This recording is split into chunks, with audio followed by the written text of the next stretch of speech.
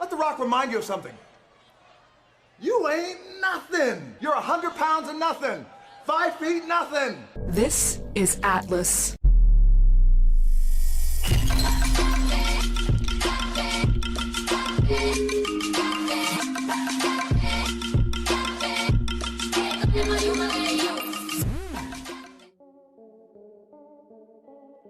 Swazdolan, you frog legs, how the hell are ya? Well then, today I will try to show you punks how to play this blockhead easily and put Trinos in their rightful place, which is the bottom of the ocean. Anyway, all in all, Atlas is a pretty cool frame.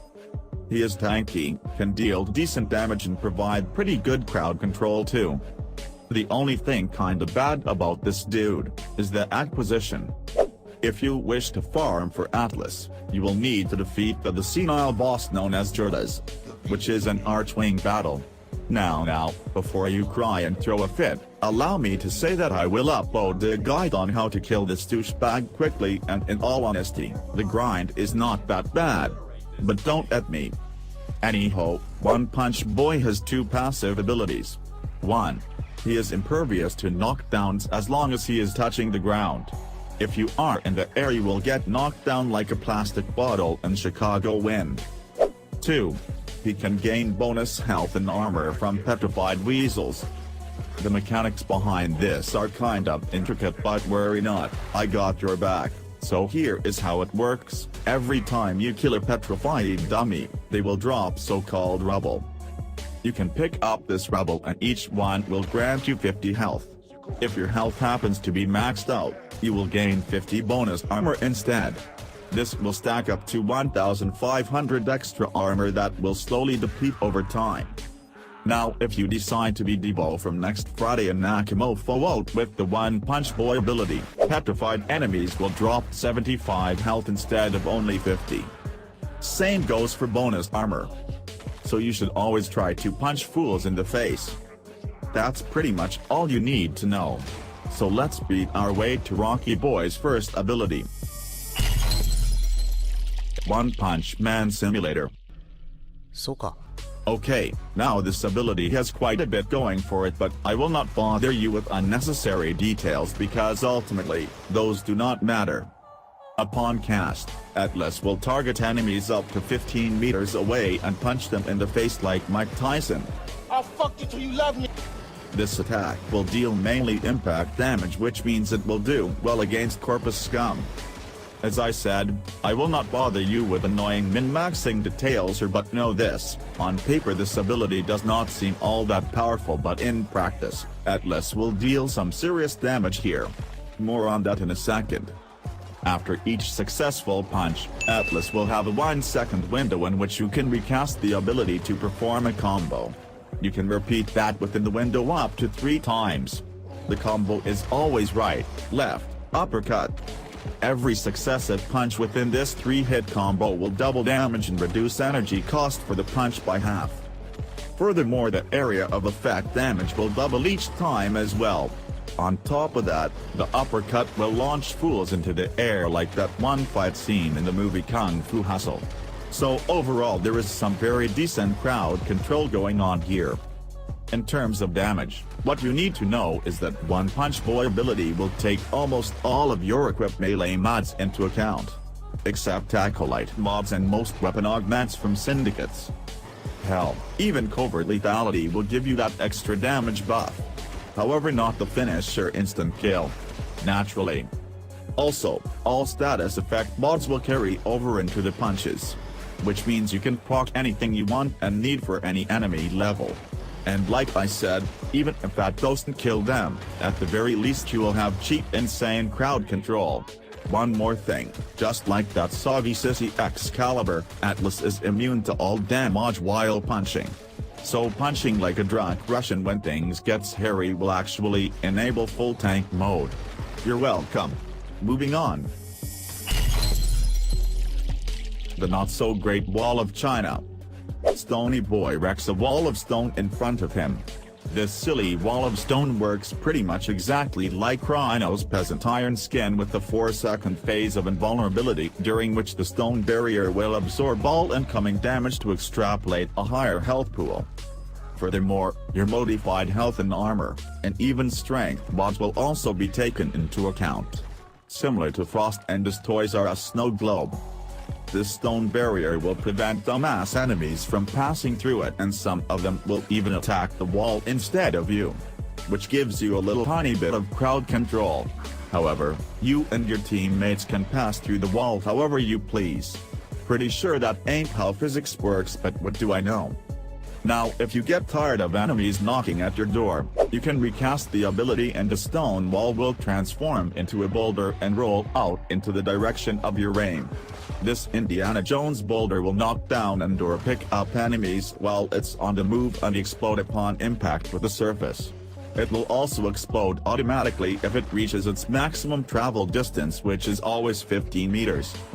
Now I could sit here and tell you guys how the damage mechanics here work, but I am not going to waste your time with useless garbage. The best thing you can get out of this is some crowd control and a few giggles. However, there is some hope for the scrap thanks to some neat synergy.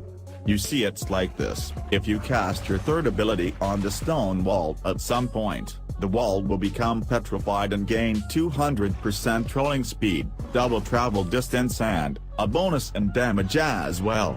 So if you wish to use this for damage, then you will need to mob for it heavily and always petrify the damn wall before you launch it into Grineer faces.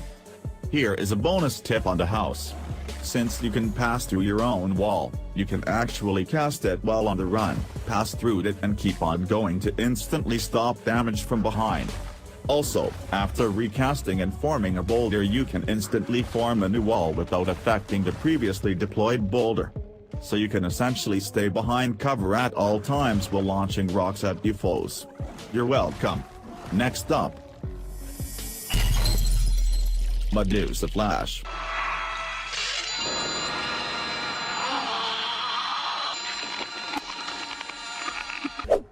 This ability is pretty straightforward at first glance. But it also offers a lot of synergy, which I will get to in a second. Upon cast, you will almost instantly petrify everything in front of you that is within range. Stoned enemies will take double damage from all sources, which includes Warframe abilities. This sounds pretty awesome, but before you become aroused with potential ideas, let me tell you this. Petrify will pause any and all status effects that currently affect them. Which means that if enemies are bleeding from, let's say, Gerudo's fourth or Saren's toxins, then those statuses will be suspended until the petrification wears off. Which is pretty shitty in my opinion and can cause your allies to get upset. At least that's how it is supposed to work on paper. My testing has concluded that this is not at all the case. So what actually happens here is that all status effects previously inflicted on the enemy will in fact carry on normally when petrified. However, petrified enemies cannot be inflicted with new status effects. As you can clearly see here. Now I do not know if this is a silly bug, but for now it is pretty savage. So stop your complaining, for now. Still, though, all physical damage will still be amplified, so no need to cry too much about it. Since this ability essentially freezes large groups of ugly enemies, it is a pretty damn solid means of crowd control. With just a little range to help it out, you will be all set. Now then, time for the synergies. As previously mentioned, you can cast this on your stiff stone wall to give it extra benefits. Also, since this ability requires line of sight, your stone walls should obstruct your view, but nope, think again. If you cast Medusa Gaze shortly after casting a wall, you will somehow still petrify the fools behind it. In addition, you can also cast it on your rumblers and instantly heal them back to max health, essentially keeping them alive forever. All things considered, there is really no reason why you should not abuse the shit out of this ability. Moving on. Dwayne Johnson bodyguard clones.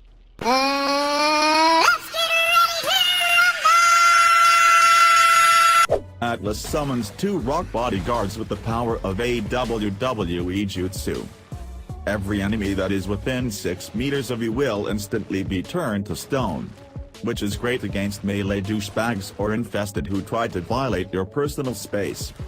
Now I will dumb this down because there is no need to state all of the mechanics and damage numbers here. All your little hooligan ass needs to know is that these Rocky Johnsons will deal mainly pretty decent impact damage with their attacks. Their health and armor is affected by your own health, shield, armor and strength mods. So if you want to max out their potential you will want to build your Atlas accordingly. Personally I find that a silly ambition, but hey, you do whatever the hell floats your boat. Another thing you will want to keep an eye on is the duration left on your active Rumbler buddies. You see, if you let them die on their own then nothing happens. However, if you recast the ability as it nears its end, they will detonate and deal explosive damage to enemies within a 6-meter range around them. Considering the two damage types, impact and blast, these guys and Atlas in general are especially effective against Corpus and infested units. The bodyguards are also immune to status effects and will only drain health if they come in contact with nullifiers. Last thing to know is that Rumblers will drop Rubble upon death. If they are at max health at that point, perhaps because you healed them, they will drop the maximum Rubble effect and grant your 50 health or armor bonus. So it is very much in your interest to keep these punks at good health, but you do not need to focus on them. Alrighty, with all that said, here is my build. Now as always, keep in mind, this is my build that works great for me. You can use it as a guideline and see how you like it and then screw it up however you please. And since Atlas is very likely to be the next Prime Warframe release, I do not see any reason to waste my precious forma on this regular newbie version. Furthermore, Atlas can be built in a number of ways and still be effective. So it is almost an accomplishment to get him wrong. I do have one more alternative build that is outrageous and unheard of, much like my Garuda build. I will share that with you guys.